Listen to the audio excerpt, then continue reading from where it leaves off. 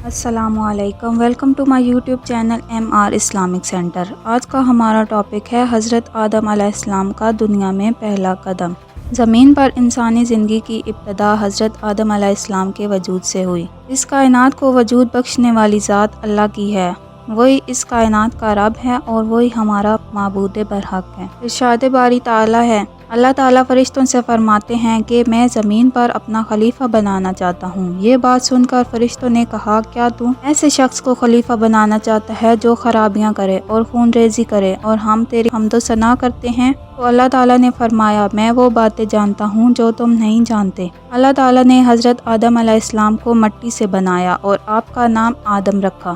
ارشاد باری تعالیٰ ہے، میں نے انسان کو ٹھیکری کی طرح کھنکھناتی مٹی سے بنایا اور جنات کو آگ کے شعلے سے پیدا کیا۔ نبی کریم صلی اللہ علیہ وسلم کا ارشاد پاک ہے کہ اللہ تعالیٰ نے حضرت آدم کو ایک مٹھی بھر مٹی سے بنایا جس کو زمین کے سب کونوں سے لیا گیا، اس لیے حضرت آدم علیہ السلام کی اولاد کی رنگت مختلف ہے، یعنی کہ کوئی سرخ رنگت کا ہے تو کوئی سفید اور کوئی سیاہ رنگت کا ہے، اور اسی طرح کوئی نرم مزاج ہے تو کوئی سخت مزاج ہے۔ بعض روایات میں ہے کہ حضرت آدم علیہ السلام کا خمیر مٹی سے بنایا گیا اور 40 دن تک رکھا گیا، اور کچھ روایات میں ہے کہ حضرت آدم علیہ السلام کا خمیر 40 سال تک رکھا گیا، پھر اس میں روح پھونک دی گئی۔ قرآن پاک میں ارشاد ہے، میں نے آدم کو ہر خاص اور عام چھوٹی اور بڑی چیزوں کی تعلیم فرمائی اور سب چیزوں کے نام سکھائے اور یاد کروائے۔ پھر آدم کو فرشتوں کے سامنے کھڑا کیا اور فرشتوں سے فرمایا کہ تم اگر جانتے ہو تو ان سب چیزوں کے نام بتاؤ۔ فرشتوں نے کہا، تو پاک ہے، جتنا علم تو نے ہمیں بخشا ہے اس کے سوا ہم کچھ نہیں جانتے،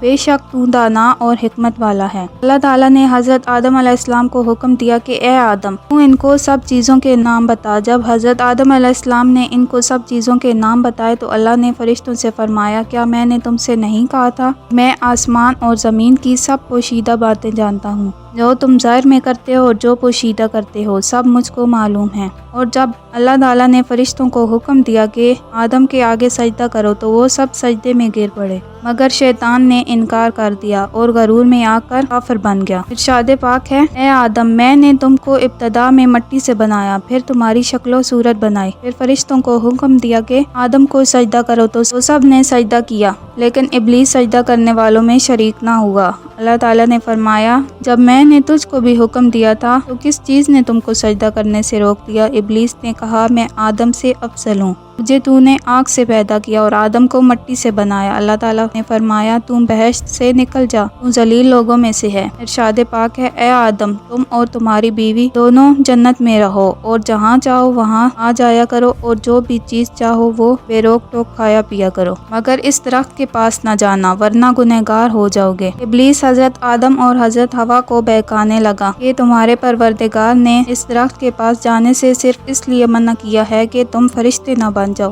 اور ان سے قسم کھا کر کہا، میں تو تمہارا خیر خواہ ہوں، آپ دونوں اس درخت کا پھل کھا لیں۔ اب اللہ تعالیٰ نے حکم دیا کہ دونوں جنت سے نکل جاؤ، تم ایک دوسرے کے دشمن ہو اور تمہارے لیے زمین میں ایک وقت تک ٹھکانہ اور معاش مقرر کر دیا گیا ہے۔ پھر حضرت آدم علیہ السلام نے اپنے رب سے معافی مانگی تو اس نے ان کا قصور معاف کر دیا، بے شک وہ معاف کرنے والا بڑا مہربان ہے۔ ابن کثیر کی روایت میں ہے کہ جب شیطان زمین پر اترا تو کہنے لگا، تو نے آدم کی وجہ سے مجھے جنت سے نکالا اور میں تیری مدد کے بنا اس پر قابض نہیں ہو سکتا۔ اللہ نے فرمایا، تو میں اس پر مسلط کر دیا۔ اس نے مزید اضافہ مانگا، جب بھی آدم کے یہاں اولاد ہوگی ویسے تیرے یہاں بھی ہوگی۔ شیطان نے مزید اضافہ مانگا تو اللہ نے کہا، ان کے سینے تیرے ٹھکانے ہیں، تو ان میں خون کی طرح دوڑے گا۔ حضرت آدم علیہ السلام نے کہا، اے اللہ، تو نے شیطان کو لمبی مہلت دی اور اس کو مجھ پر مسلط کر دیا اور میں تیری مدد کے بنا اس سے نہیں بچ سکتا۔ اللہ نے فرمایا، جب بھی تیرے یہاں اولاد پیدا ہوگی میں اس کی حفاظت کے لیے ایک فرشتہ مقرر کر دوں گا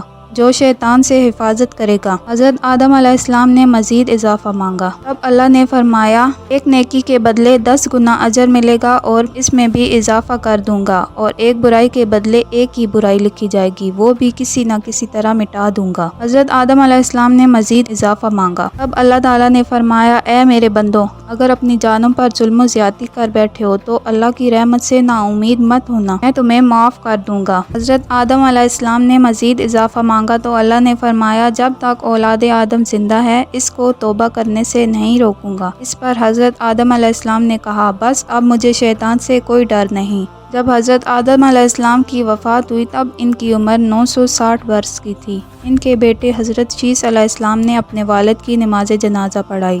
جزاک اللہ۔